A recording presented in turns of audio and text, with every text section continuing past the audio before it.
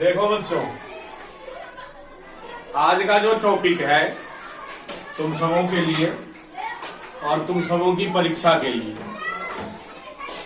क्योंकि परीक्षा बेहतर अंक से भी पास करना है, जिम्मेदारी है, अच्छे अंक से लाना है। पास करना पहली प्राथमिकता है, लेकिन अंक अच्छा हो इसके लिए पठन पाठन में क्या लगाना होगा? मन लगाना। और जो बात हमारे द्वारा बताई जाती है उसको गौर करिए, ध्यान दीजिए। तो आज का जो टॉपिक है पूर्व की भांति व्याकरण खंड से है ना? और व्याकरण खंड में है कारक प्रकरणम से है। किससे है? किससे है नरेश? कारक प्रकरणम। कारक प्रकरणम में क्या पढ़ना है? कारक के सूत्र। कुछ सूत्र हम बता चुके हैं पिछली कक्षा में। आज का जो सूत्र है बड़ा ही छोटा है, लेकिन देखने में छोटा है, लेकिन अपने आप में अर्थ बड़ा विशेष लगता है। केवल 2 ही अक्षर का सूत्र है, नमः योगे। नमः योगे।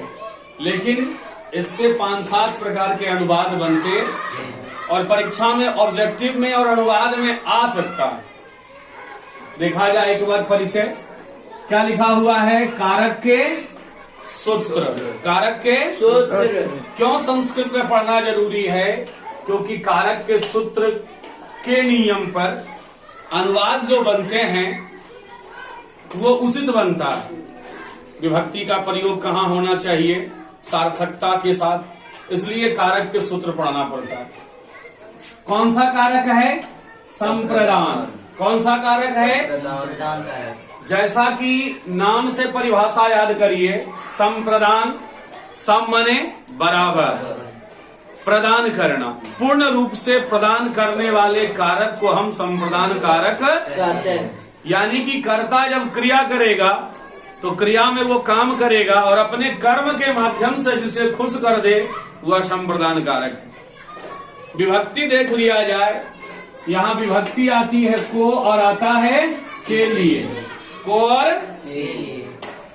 संस्कृत में संप्रदान को चतुर्थी कहते हैं। क्या कहते हैं? चतुर्थी। क्योंकि यह चौथे नंबर पे आता है। हमने सूत्र क्या दिया?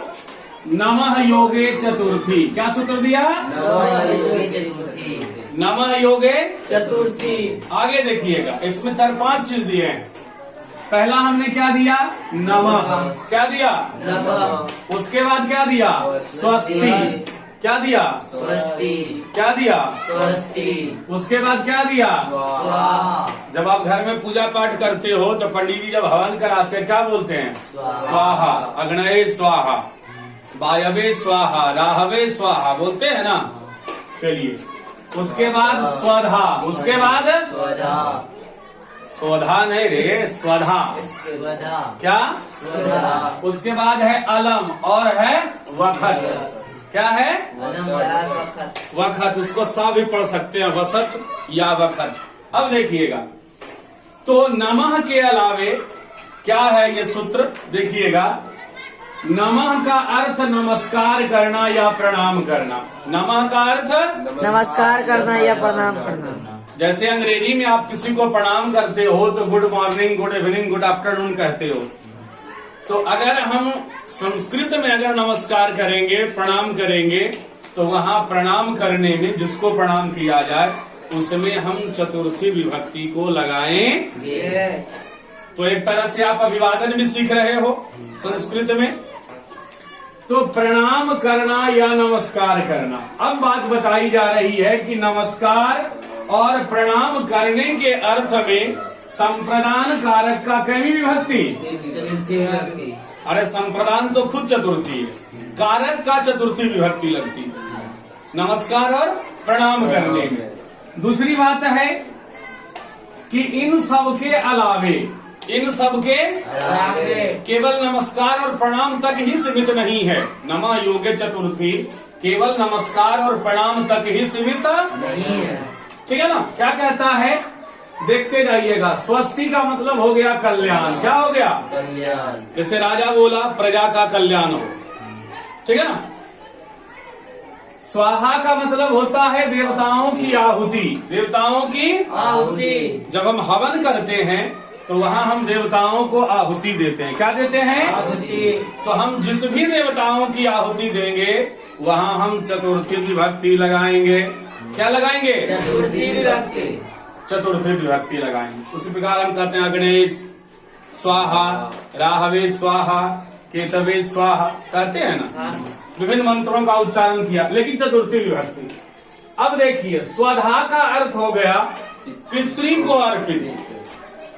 जब आप घर में कहीं कर्मठ होते देखोगे, मरनी हरनी वाला काम, तो उसमें जब पंडित जी के द्वारा उच्चारण किया जाता है, ब्राह्मणों के द्वारा, ठीक है ना, यानी कि जब कोई चीज हम पिता को अर्पण करेंगे, पूर्वज जो मर गए पितृभ्य, तो अर्पण करेंगे तो वहां भी चतुर्थी लगती है। और पितृ को अर्पण करना स्वधा कहलाता है। क्या कहलाता है? स्वधा नहीं, स्वधा। क्या? स्वधा। अलम का मतलब होता है पर्याप्त। अलम का मतलब पर्याप्त। ठीक है ना। और जब हम कोई चीज देवताओं को अर्पित करेंगे, एक तो हवन में आहुति दिए, फल पत्र पुष्प अगर अर्पित करेंगे तो वहां हम लगाएंगे इंद्राय वखट। तो वखट शब्द जो आया वो देवताओं को अर्पण करने के लिए आया। ठीक है ना, समझ गया राजीव? नमः नमस्कार करने के अलावे स्वस्ति, स्वाहा, स्वधा, अलम और वखट के योग में चतुर्थी विभक्ति का प्रयोग होता।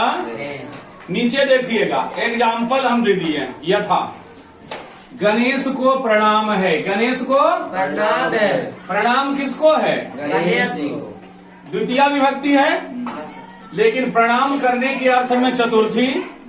तो किनको प्रणाम किया जा रहा है? गणेश को। तो गणेश में हमने क्या में विभक्ति लगाया? चतुर्थी। बालक पर है बालकाय, बालकः, बालकम, बालकेन, बालकाय। तो हमने लिख दिया गणेशाय नमः। उसी प्रकार यहाँ है गुरु को प्रणाम है। किसको प्रणाम है? गुरु को प्रणाम। तो दुर्गऊ कारांत शब्द है, तो गुरु, गुरुम, गुरुना, गुरुवे। ठीक है ना। तो क्या हो गया? गुरुवे नमः। अग्नि को अर्पित है, अग्नि को आहुति दी जा रही है, अग्नि देवता है, तो अग्नये स्वाहा। अग्नये स्वाहा। अब देखिए, राजा कह रहा है कि प्रजा का कल्याण हो। प्रजा का कल्याण। तो प्रजा आकारांत शब्द है, प्रजाभ्य, लताभ्य, ठीक है ना। तो प्रजाभ्य स्वस्ति। अब हम पितरों को अर्पित कर रहे हैं, तो पिता, पितरम, पित्रा, पित्रे। तो उसी प्रकार बहुवचन पितरों को अर्पित कर रहे हैं, पितृभ्यः स्वधा। ठीक है ना। देवता को अगर कोई चीज वहां हम आहुति दिया करें स्वाहा करके, यहाँ हम देवताओं को अर्पित कर रहे हैं। इंद्राय वखट, शिवाय वखट, है ना। चलिए, कुबेराय वखट हो सकता है। अब यहाँ एक शब्द आया है अलम। क्या आया है? अलम। अलम माने होता है पर्याप्त। क्या होता है? पर्याप्त। तो पर्याप्त के अर्थ में देखिए, दैत्य के लिए हरि पर्याप्त है।